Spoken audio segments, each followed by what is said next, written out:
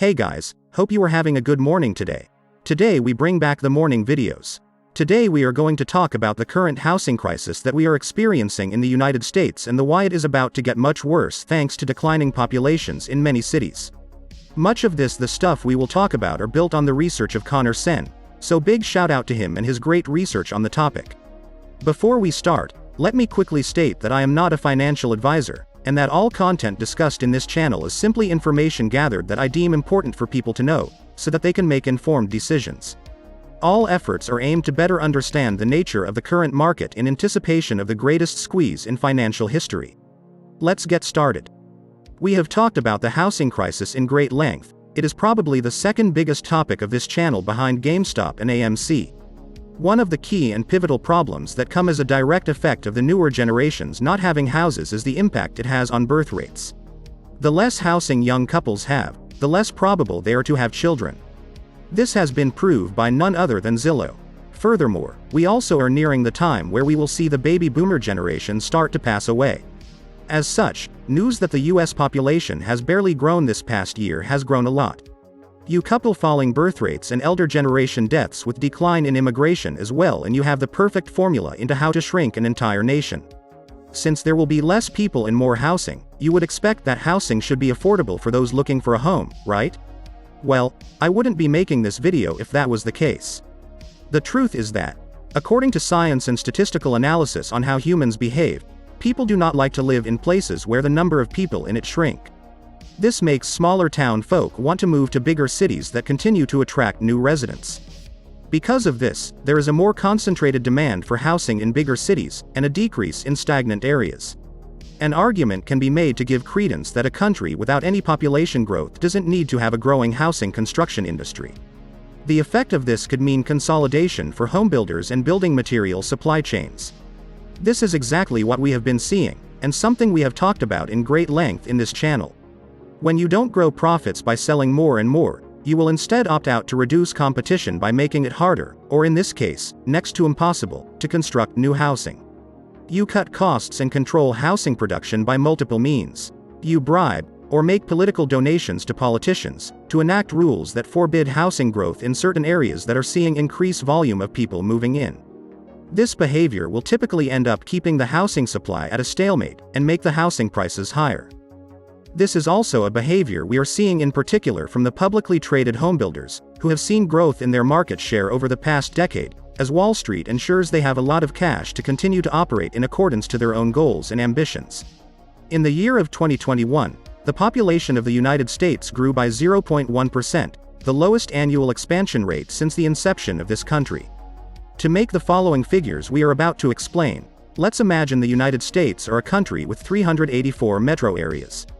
Of this 384 metro areas, 72 of them had declining populations in the decade leading to 2020, according to the census. Looking at the census, filtering the information by population size, the largest of these shrinking metros were in Akron, Ohio, Syracuse, New York, Toledo, and Ohio. There was a very small number of metros that actually grew somewhere between 0 and 2%, but even the rate of growth was bad. This implies that as we continue in time, you can expect the decline of birth rates, immigration and death of older generations to eventually see these metros start to decline in population as well.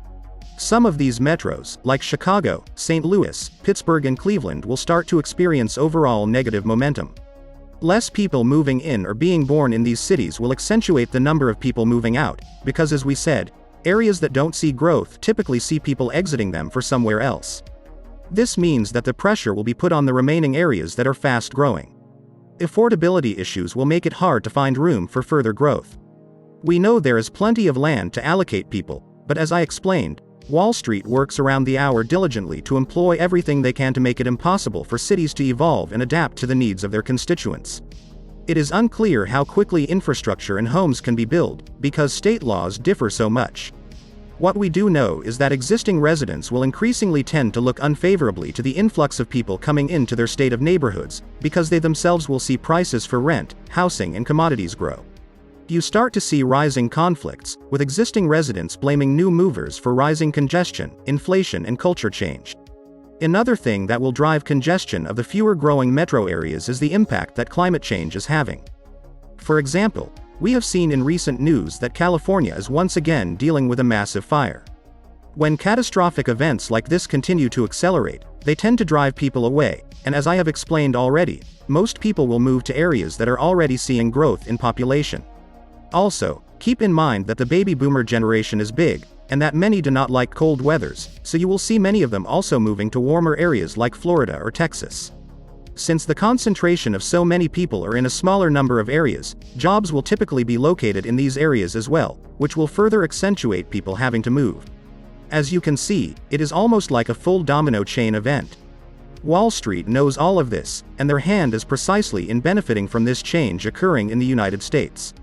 Their goal is simple: try to slow down the construction of new residential infrastructure as possible, and the infrastructure that they cannot prohibit, they will attempt to make into apartment complex, where the revenue for renting will be at an all-time high.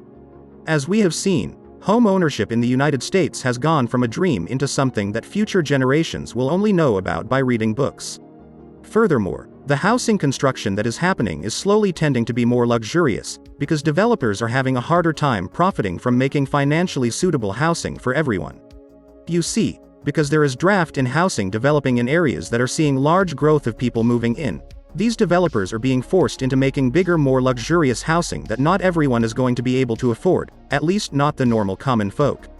As such, these houses are made and then bought by Wall Street, which will use as a careful tactic to exploit housing prices in nearby areas for what common people can buy. You see, by having a couple luxury homes being built in a relatively normally priced neighborhood, the home value of all prices rises. However, we know that Wall Street is buying out as much medium-income housing as possible, as well as now buying hotels and apartment complexes. In other words, they spend money to allow for a couple luxury homes to be built in a neighborhood so that they can have a good excuse to raise the renting prices for everything else. It's a tactic that is being exploited against millions of hard-working Americans, and because renters have little protections under the eyes of the law, renters have little to no alternatives. Birth rates are a serious problem in this country, so much so that even Elon Musk has talked about it and said it was the greatest challenge facing the world. Personally, I am more concerned with the impact it will have on people trying to get affordable housing. I find that the current economic climate has made people not want to have children, me included.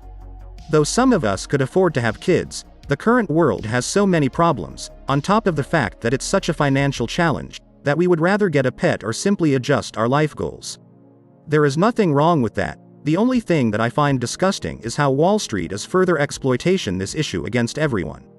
Though I think worker displacement will become more and more common due to the advances in technology that allows us to work from home, the psychological need to live in an area where every month you see more neighbors moving out will continue to exist.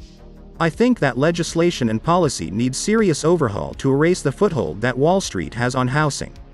Some have asked me what I think would be the best way to amend the housing crisis, since I have never really given a direct answer. I think that in order to fix housing, we need to understand the reason why Wall Street is investing so vigorously in housing, place laws that bar institutional ownership of housing completely, and make policy that entices and easily accommodates people into a home if they want. We live in a special time in life where we have the capability to come up with a plan that could literally erase homelessness completely, but as always, there are these small special interests in the way that thwart any attempts at even talking about this. How did homeownership even become a politically divisive topic? The media literally has us at each other's throats, yet when I talk to people, blue or red, they literally share the same opinions on the topic with small trivial differences here and there as to how we should achieve it. Home ownership shouldn't be a dream for anyone over 30, because we live in a world that is capable of adequately providing the incentive and opportunities for everyone to achieve it. It just so happens that it is very easy to pay politicians to not make this happen so that a small group of people can hoard trillions of dollars every year. I hope to have instilled some wrinkles in those brains of yours, but I will never know if you don't tell me in the comments below. Let me know what you think of the video. Some have asked me where have my morning videos been. I should be able to start pumping out some morning videos from here on out. They may not come out every single morning, but as I have said, they are a channel staple and are here to stay. I have made tons and tons of morning videos, and compiled them into playlists by topic, so be sure to check out this channel's playlist section. If you want to support this channel, I have a Patreon link in the description as well as some one-time donation links for Cash App and PayPal. Thank you again for being a part of this channel. I will continue striving for better content. Hope you keep having a great day, and I hope to see you later today on the recap video. Until then, keep on buying the dip into the moon.